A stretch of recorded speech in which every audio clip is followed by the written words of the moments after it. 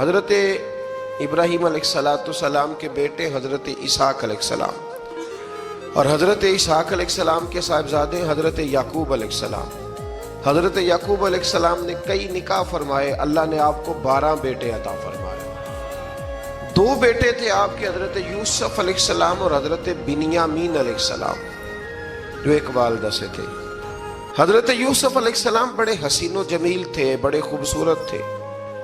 کچھ لوگ ظاہراً خوبصورت ہوتے ہیں تو کچھ کی ساتھ عادتیں بھی بڑی خوبصورت ہوتی ہیں. بڑے نفیس، بڑے فرما بردار، بڑی میٹھی ٹھنڈی بات کرنے والے. ہوتا یہ ہے کہ جب کوئی بچہ پیارا بھی ہو اور عادتیں بھی اچھی ہوں تو ماں باپ کی آنکھوں کا تارا بن جاتا ہے. باقی محنت کرنے کی بجائے شکوہ کرنا شروع کر دیتے ہیں. تو حضرت یوسف علیہ السلام کے والد حضرت یعقوب علیہ السلام اپنے بیٹے سے بڑا پیار کرتے تھے. اور آج اس واقعے میں آپ کو یہ بھی سمجھ آئے گی کہ ساری زندگی لوگوں نے ماں بیٹے کا پیار بیان کیا ہے. یہ وہ واقعہ ہے جس نے باپ بیٹے کا پیار بیان کیا اور انوکھے انداز میں بیان کیا. یعنی باپ اور بیٹے کے پیار کا بھی کوئی شخص کسی جگہ تصور کر سکتا، اسے ماپا اور تولا جا سکتا نہیں ہے.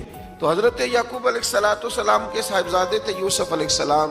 آپ بڑا پیار کرتے تھے تو باقی بھائی تھوڑا حسد کرنے لگے، انہیں جلنا شروع کر دیا. حضرت سیدنا یوسف علیہ السلام ایک دن فرمانے لگے اپنے والد سے کہ ابا جی میں نے خواب دیکھا ہے کہ 11 ستارے، سورج اور چاند مجھے سجدہ کر رہے ہیں. قال یا بنی لا تقصص رؤیاک علی اخواتک، کہ بیٹا اپنا خواب اپنے بھائیوں سے نہ بیان کرنا،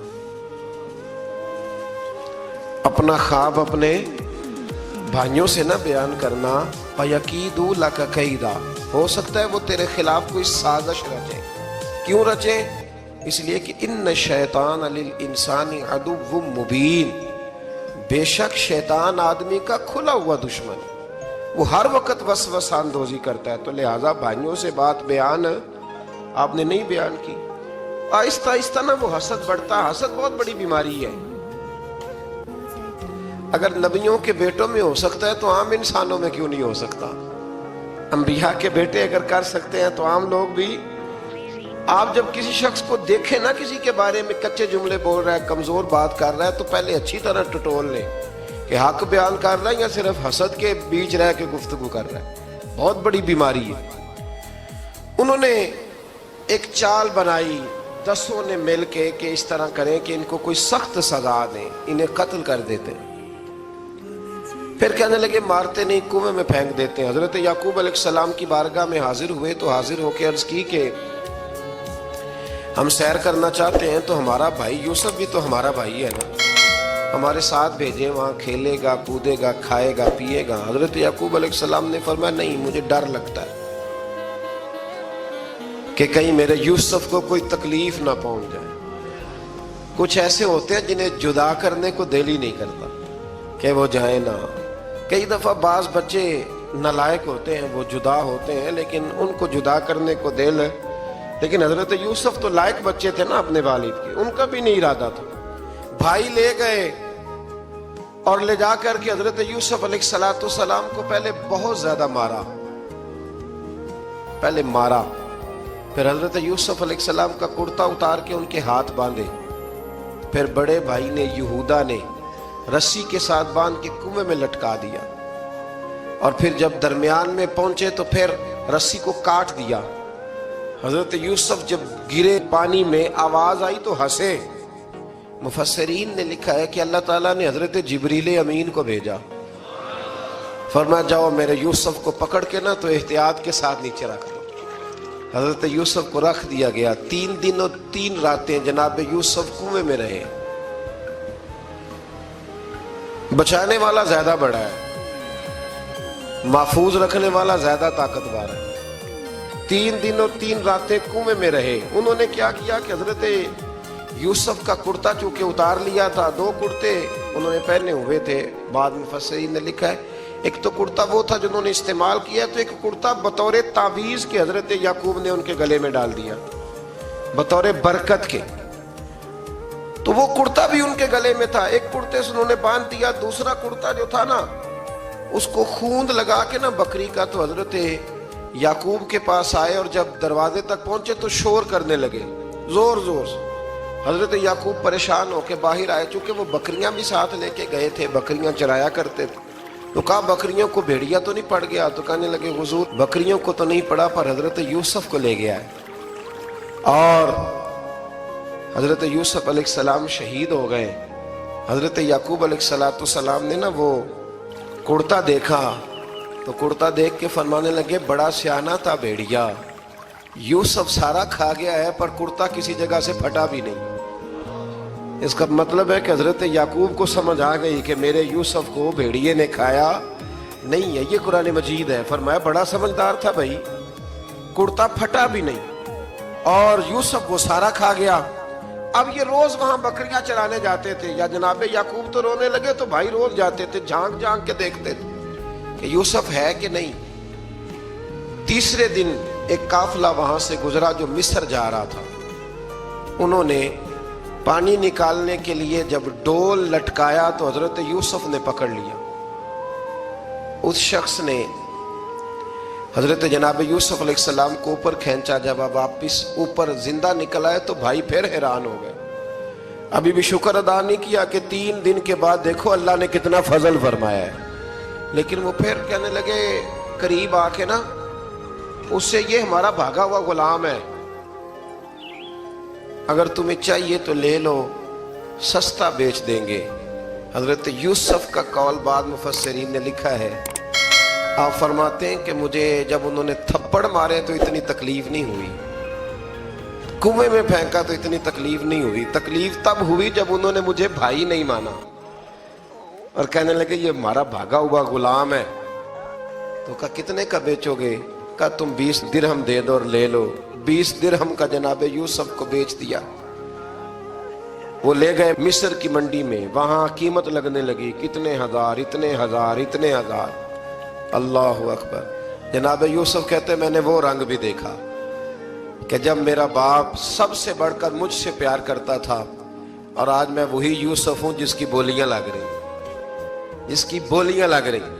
अजीज मिस्र आ गया, मिस्र का जो माले खजाना का मालिक था वो शख्स आ गया। इसमें भी कई अकवाल हैं कि वो बादशाह था कि क्या था। बहरहाल अजीज मिस्र आया, खजानों पर कब्जा उसी का था। उसने हजरत यूसुफ अलैहिस्सलाम के वजन के बराबर सोना तोल के दिया, वजन के बराबर चांदी तोल के दी, वजन के बराबर उसने हीरे जवाहरात दिए, फिर घर ले गया। और जनाब यूसुफ अलैहिस्सलाम फरमाते हैं मैं एक आजमाइश से निकला, जब घर आया तो बड़े सुकून से रहने लगा। अजीज मिस्र ने अपनी बीवी जुलेखा से कहा इसका खास ख्याल रखना। फरमाते मोहब्बत मिलने लगी, प्यार मिलने लगा, घर में मैं बड़ी खुशी से रहने लगा। पर अल्लाह को कुछ और ही मंजूर था। आजमाइश पर आजमाइश जरा देखिएगा, पहले बाप का प्यार, फिर कुआं, फिर कुएं से बच गए तो मिस्र की मंडी। फरमाते वहां से मैं बच के आया तो अजीज मिस्र के घर रहने लगा। जुलेखा फरेफ्ता हो गई, गुनाह की दावत देने लगी। तो हजरत यूसुफ ने कहा काला माअज़ल्लाह, मैं अल्लाह की पनाह चाहता हूं। सारे दरवाजे बंद करके जब वो पीछे भागी, असल हसीन वही शख्स होता है जो अपने बातन के हुस्न को बचा लिया करता है। जो सौदागरी करने लगे वो थोड़ा हसीन होता है। हजरत यूसुफ अलैहिस्सलाम जब भागे तो उसने पीछे से पकड़ के कुर्ता खींचा, कुर्ता फट गया। अभी आप दरवाजे तक पहुंचे थे, अजीज मिस्र खुद आ गया। उसने आगे कहा ये क्या हो रहा है? तो उसने मकर किया जुलेखा ने, कहने लगी कि होना क्या है, इसको घर में रख के पाला है, अब जवान हुआ है तो माज़अल्लाह इसने मेरे तरफ दस्त दराजी करने की कोशिश की है। हजरत यूसुफ फिर खामोश हो गए। भाई बेच रहे थे तो फिर भी खामोश थे। कभी कभी कुछ चीजें खामोश रह के सहनी पड़ती। जख्म पे जख्म खा के जी, खूने जिगर के घूंट पी, आह न कर लबों को सी, ये इश्क है को दिल लगी नहीं। हजरत यूसुफ अलैहिस्सलाम फिर चुप है। जुलेखा ने बड़ी बातें की। एक दाना आदमी था, कुरान कहता है एक बोला बोलने वाला, एक अक्लमंद बोला। उसने कहा देखो ना जुलेखा की सुनो ना यूसुफ की सुनो, अगर तो कुर्ता आगे से फटा हुआ है तो फिर गलती है जनाब यूसुफ की, और अगर पीछे से फटा है तो फिर जुलेखा की गलती। हजरत यूसुफ की माज़अल्लाह फिर गलती تو عزیز مصر نے کرتا دیکھا تو پیچھے سے پھٹا تھا، لیکن امام قرطبی کہتے ہیں وہ کوئی عقل مند آدمی نہیں، وہ تو 4 مہینے کا بچہ تھا، وہ ایک 4 مہینے کا وہ قریب تھا۔ حضرت یوسف علیہ السلام کی گواہی دینے کے لیے اللہ نے اسے زبان دی تھی، زلیخا کے ماموں کا بیٹا تھا، 4 مہینہ کا گہوارے میں لیٹا ہوا، جب بادشاہ سے فیصلہ نہیں ہو رہا تھا اور بادشاہ پریشان تھا عزیز مصر کے کسی کو جا کے بتاؤں گا تو کوئی کیا سوچے گا، اس کے گھر میں کیا کچھ ہوتا ہے۔ کہتے پریشان تھا تو پنگوڑے سے بچہ بول پڑا، کہنے لگا بادشاہ اگر تو کرتا آگے سے پھٹا ہے تو پھر معاذ اللہ غلطی حضرت یوسف کی، اگر پیچھے سے پھٹا ہے تو پھر زلیخا کی، تو کرتا پیچھے سے پھٹا تھا، حضرت یوسف کے حق میں گواہی مکمل ہو گئی۔ اب آہستہ آہستہ نا دربار میں محل میں بات پھیلنے لگی، تو بیویاں کہنے لگی اوہو زلیخا تو ایک غلام پہ عاشق ہو گئی ہے، ایک غلام پہ۔ تو زلیخا کہنے لگی تم اجے میرا محبوب نہیں ڈٹھا۔ یہ رٹے ڈالنے والے دیکھتے نہیں اور دور کھڑے رہ رہ کے کہانیاں سناتے رہتے۔ انہوں نے کہا تو نے ابھی دیکھا نہیں نا، تو نے ابھی تجھے کیا پتا ہو کہ ماجرا کیا ہے؟ تو کہنے لگی نہیں تو غلام پہ۔ اس نے کہا چلو تجربہ کراتی ہوں۔ ساری عورتوں کو بٹھایا، ہاتھ میں ایک ایک سیب دیا، ایک ایک چھری دی، اور جب پوری تیاری ہو گئی پھل کاٹنے کی عورتوں کی تو جناب یوسف سے کہا ذرا جھلک تو دکھاؤ۔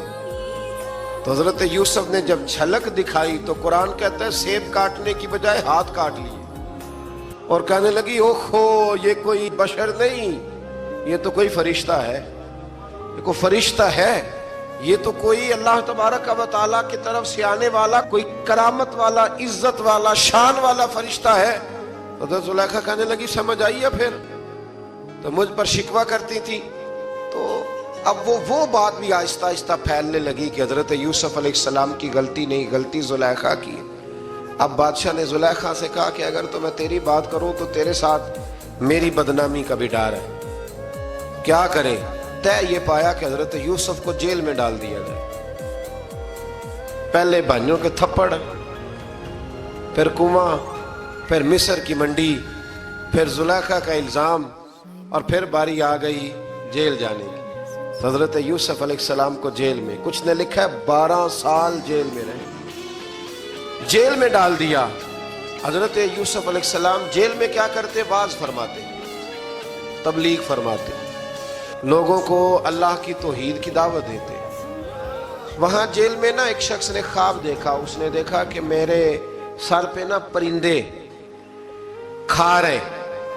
تو حضرت یوسف کہنے لگے اس کی تعبیر یہ ہے کہ تجھے قتل کیا جائے گا، اور تیری لاش کچھ دیر پڑی رہے گی تو پرندے تیرے سر پہ آ کے بیٹھیں گے، یہ تعبیر ہے۔ ایسا ہی ہوا، واقعی وہ شخص قتل ہو گیا۔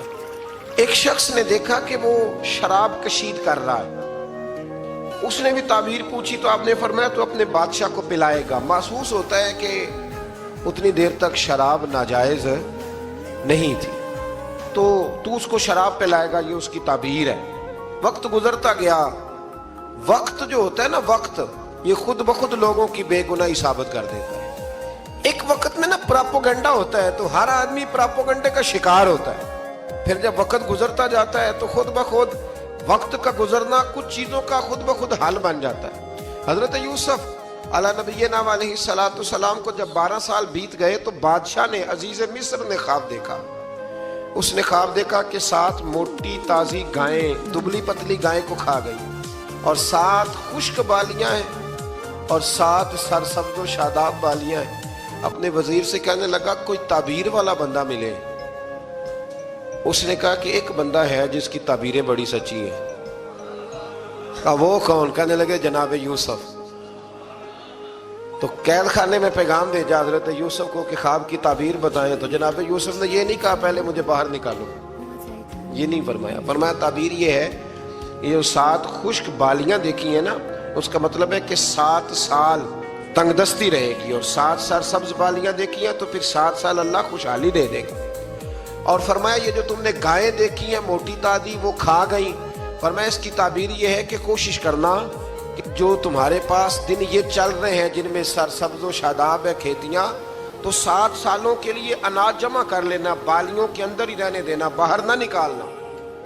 اور پھر اگلے جو خشک سال ہوں گے نا، وہ یہ جو جمع پونجی کی ہوگی نا، اس کی برکت سے وہ 7 سال آسانی سے، اس پر ہمارے مفسرین نے لکھا ہے، اس آیت پر صوفیاء اور بزرگ تو کہتے ہیں نا سارا اللہ کے راستے میں دے دو، یہ بھی بات اچھی ہے، لیکن اگر کوئی اپنے بچوں کے لیے آنے والے وقت کے لیے کوئی چیزیں سنبھال کے رکھے تو یہ بھی سورہ یوسف سے ثابت ہے، یہ بھی سورہ یوسف سے، تو یہ بھی کوئی ایسا فعل نہیں ہے جس پر کوئی شخص تنقید کر سکے۔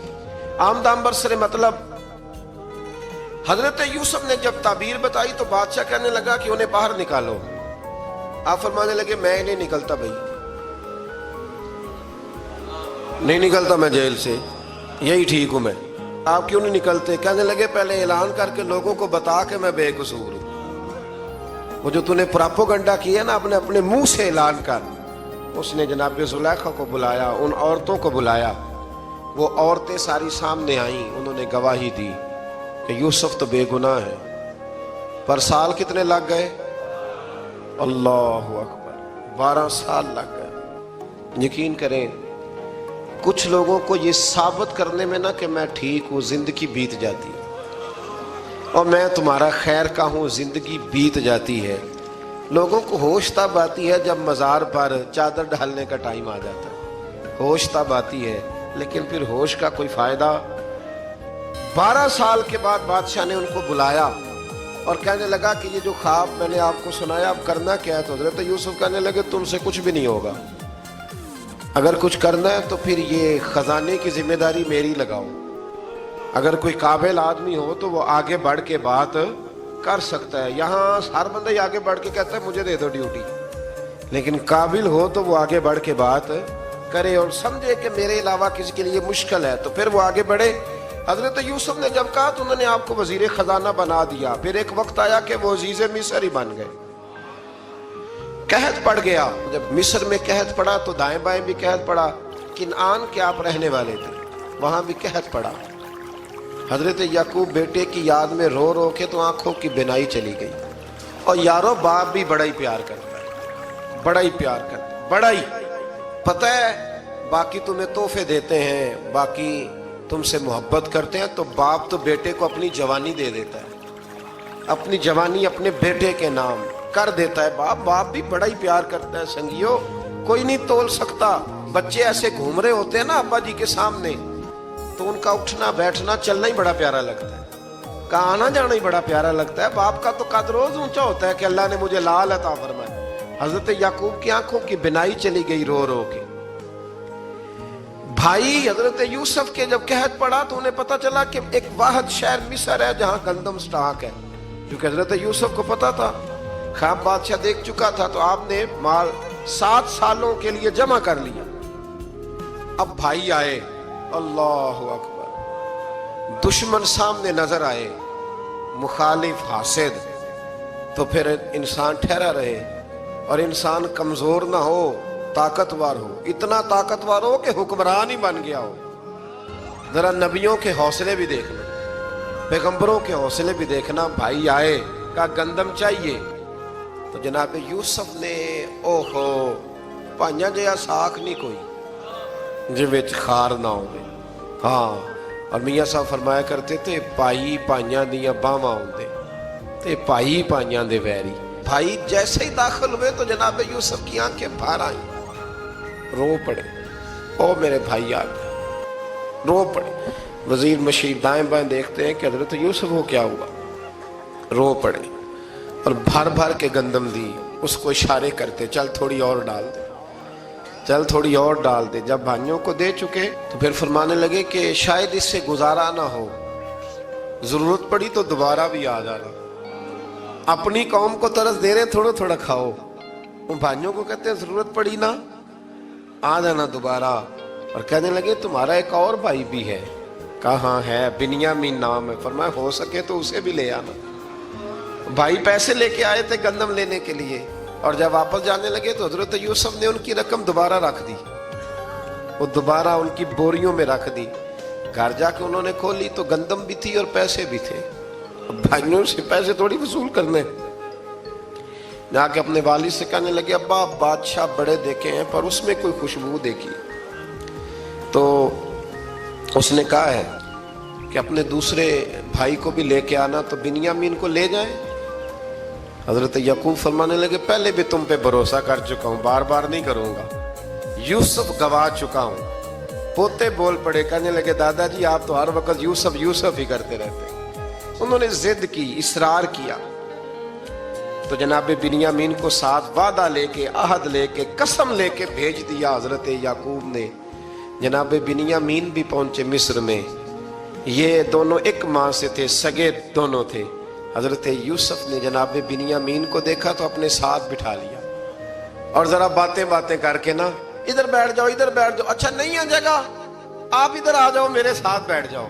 بھائی تھا نا سگا، اچھا چلو ٹھیک ہے آپ ادھر آ جاؤ. بھائی کو ساتھ بٹھا لیا. ابھی جب چیزیں دینے لگے تو کان میں کہنے لگے، وہ پریشان تھے نا حضرت بنیامین کی، یہ بندہ کیا کر رہا ہے، تو کان میں کہنے لگے میں بھائی ہوں تیرا، میں یوسف ہوں. تو اس طرح کا یار تھوڑے دن میرے پاس رہ نہیں جاتا. حضرت بنیامین کہنے لگے رہ جاتا ہوں. رہ گئے جناب بنیامین. اب کہا نہیں میں نہیں بھیجوں گا. کچھ لوگوں نے یہ لکھا ہے کہ حضرت بنیامین کے جو بوری تھی اس کے اندر انہوں نے تھیلے کے اندر شاہی پیالہ رکھ دیا اور فرمایا اس کو ہم نہیں جانے دیں گے، ہمارا پیالہ. کیسے؟ یہ نہیں کہا کہ یہ چور ہے، کہا پیالہ کیسے آیا اس کے تھیلے پہ، لہذا یہ ابھی ہم رہے گا ہمارے پاس، دیکھیں گے.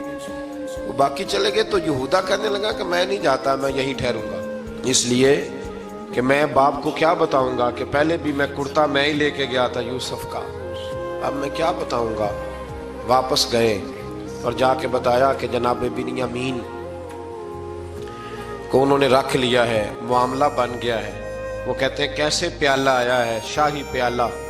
حضرت سیدنا یعقوب علیہ السلام فرمانے لگے میں نے تمہیں پہلے ہی کہا تھا کہ تم میرے بنیامین کو بھی لے جا رہے ہو. پہلے میں بھروسہ کر کے یوسف کے معاملے میں پریشان ہوں. فرمایا اس طرح کرو، جاؤ ڈھونڈو جا کے میرے یوسف کو اور ڈھونڈو جا کے میرے بنیامین کو، جاؤ تلاش کرو. اللہ اکبر. بھائی دوبارہ آئے، گندم بھی ختم ہو گئی تھی. آتے ہی کہا کہ اے عزیز مصر بڑی بری حالت ہے، ہم بڑے پریشان ہیں، ہمارے باپ کی رو رو کے آنکھیں چلی گئی ہیں، مہربانی کرو کچھ گندم بھی دے دو اور اس طرح کرو کہ ہمارا بھائی بھی ہمیں واپس کر دو تاکہ ہم اسے لے جائیں اور ہمارے والد گرامی کی آنکھیں ٹھنڈی ہوں. حضرت یوسف علی نبینا علیہ الصلوۃ والسلام ان کی باتیں بھی سننے لگے اور غور سے ان کے چہرے بھی دیکھنے لگے، غور سے. تو جب انہوں نے حضرت یوسف علیہ السلام کی طرف غور سے دیکھا تو حضرت یوسف کہنے لگے مجھے پہچانتے ہو؟ پہچانتے ہو؟ کہا نہیں. فرمانے لگے میں یوسف ہوں. قال انا یوسف، کہنے لگے میں یوسف ہوں. اور حضرت بنیامین کی طرف اشارہ کر کے کہنے لگے وہذا اخی، اور یہ میرا بھائی ہے. میں یوسف ہوں اور یہ میرا بھائی ہے. اور فرمانے لگے اللہ نے ہم پر احسان کیا ہے، اور جو تقوی اختیار کرتا ہے اور صبر کرتا ہے اللہ تعالیٰ اس نیک کے اجر کو کبھی ضائع. یہ نہیں فرمایا میں نے بڑے تقوی کیے پرہیزگاری کی تو بچ گیا. فرمایا جو بھی تقوی اختیار کرے گا، جو بھی صبر کرے گا، اللہ اس نیک کے اجر کو کبھی ضائع نہیں کرے گا. پھر فرمانے لگے جاؤ آج تم پر کوئی گناہ نہیں، جاؤ. ایک دم ہی اسی وقت ہی فرمایا جاؤ میں نے تمہیں معاف کیا، جاؤ میں نے تمہیں معاف کیا. اور فرمانے لگے میری دعا ہے کہ میرا رب بھی تمہیں معاف کر دے.